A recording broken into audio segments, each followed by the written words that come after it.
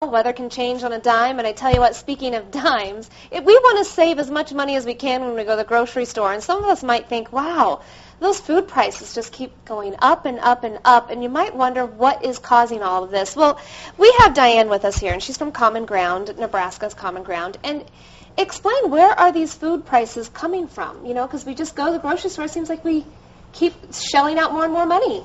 Right, exactly. Well, and people like to think we've had this terrible drought, and there's less corn out there, there's less soybeans out there, and so the grocery prices, that's why the grocery prices are going up. And it sounds reasonable, except when you start looking at what percentage of the groceries food costs actually comes from the main resource, and it's not very much.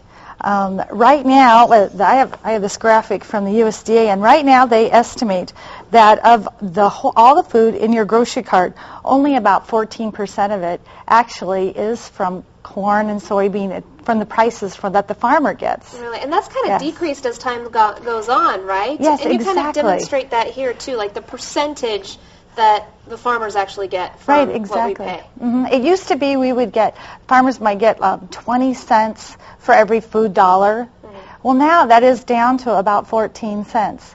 And the reason for that is because when you think about that, the corn is a raw product, and it has to be taken to the elevator. The elevator has to take it by train to a processor.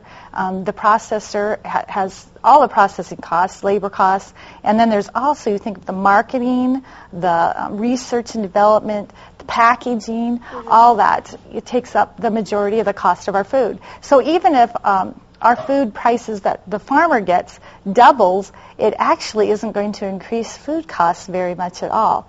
What is going to be a major reason that a food cost is going to go up is energy costs. Because you think about that, at the factories, the cost of electricity and energy, the semis it takes to take the product to the wholesalers, and then the wholesalers to take it to the grocery stores, and the electricity in the grocery stores, you know, the wages and everything. And but even actually, the packaging, it takes oil and that kind of thing too, right? Yeah. So I don't know if you can see this, because you can't even explain what you were showing here with these bowls. Well, what I did is I brought a box of cornflakes, and what this represents for a box of cornflakes this size.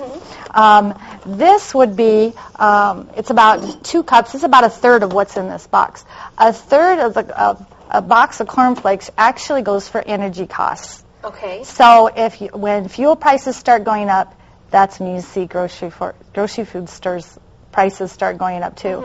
Now this container doesn't have a whole lot in it, because that is that's the farmer's portion. Yeah. And so you can see that when we do get, maybe the prices do rise for the farmers, it isn't going to affect the cost of this box of cornflakes very much. There's a lot of other factors. Oh yeah, and the main factor is energy. Yeah. All right. Well, thank you so much for putting this in perspective for us. Yeah, I like the props and everything. Thank you so much. It's CommonNebraska.com. All right. Look that up as well, Common Ground. And, of course, if you have questions, go to our website as well, nebraska.tv. We'll have a link there for you.